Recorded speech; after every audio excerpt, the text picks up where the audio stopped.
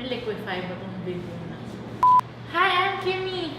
Okay, just kidding. Wait, are we starting? Yeah.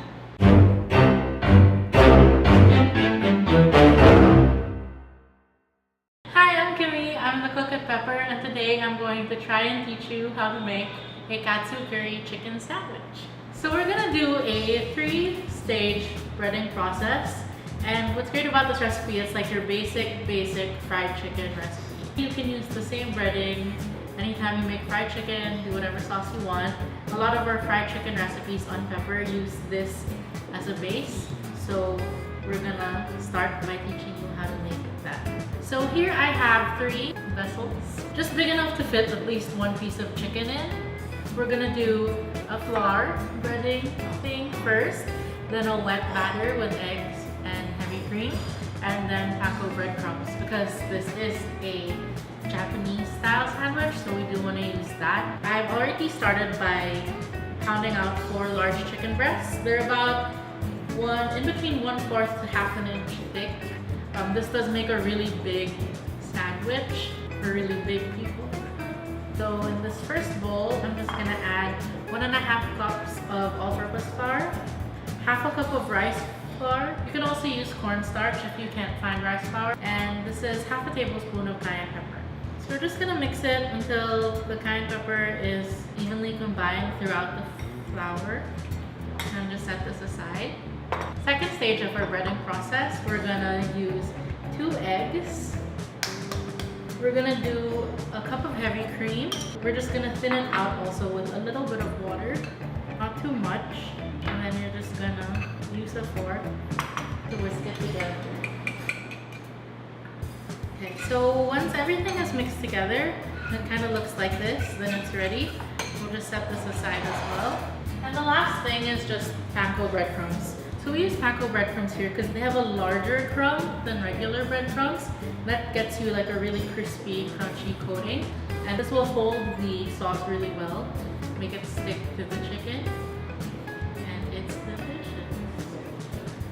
So here we have our pounded out chicken breast, 1 per sandwich.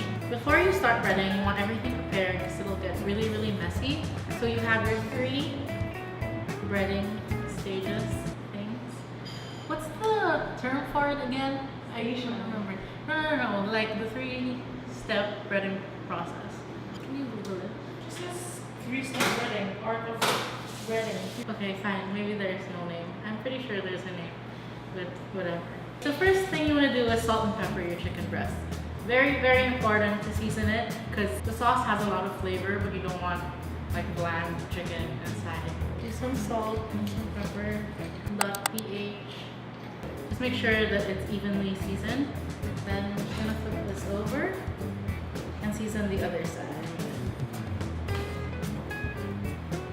So now that we've seasoned our chicken breasts on both sides, we're gonna start breading it.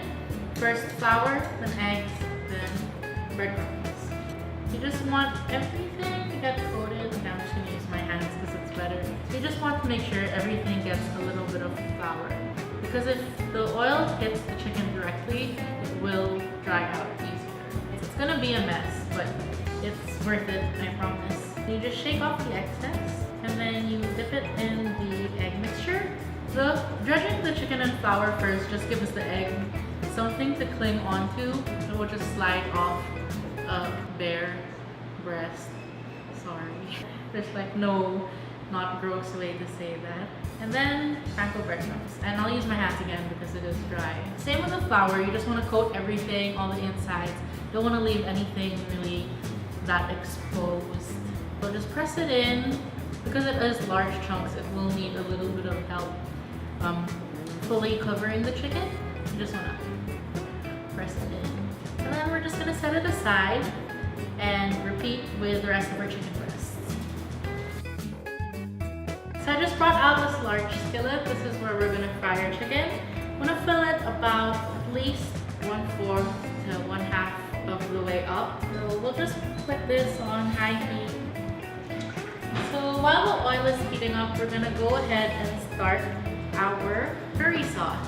So this recipe is super easy because sauce is going to come from a trusty box. We can try making Japanese curry and we'll probably get pretty close, but this is less effort, bigger reward, so there's no problem in using these for this. So we'll just go with the S&B today. This is golden curry, and then you just follow the package instructions. They're not in English, so if you just want to take a look at this, this is how it comes out of the package. So today we're just going to use about 2.5 cups of water for 4 of these cubes, or 1 log. So this pot already has water in it. I'm just going to put it on like a medium-high heat. Then we're just going to put this inside, let it melt and let it thicken, and then we'll have our curry sauce. So we're going to wait for this and wait for this. While you're doing this, you can butter your buns. I've already done that ahead of time. Just brush them with some melted butter, put them under the broiler, and get them like a little golden brown and toasty on the sides. So when you put in the breadcrumbs, they should float and bubble right away like you see here. So I will start from, as you can see, right as I put the chicken, it started bubbling, started browning, and that's really what you're looking for. And this is gonna fry, because it is like a pounded out thin chicken breast, about 6 to 8 minutes. We'll just let that be and check on our sauce. Here you can see that the sauce is boiling and it's really thickened quite a bit. This is the perfect consistency that you're looking for, because this will coat your chicken really nicely. So I'm just gonna actually turn this off. Turn this off, give it one last stir, and then just cover it to keep it hot. So we're just gonna give it a flip right now. As you can see, it's starting to get golden brown where it touches the bottom of the pot. So we're gonna just flip it and then wait for the other side to get golden, and flip it again, and it should be ready. So I'm just gonna check it one more time. You can see it's really golden brown. Don't want it to go too far. So I'm just gonna shake off any excess oil and then just lay it down on some paper towels. Oh, look at that, it's so beautiful.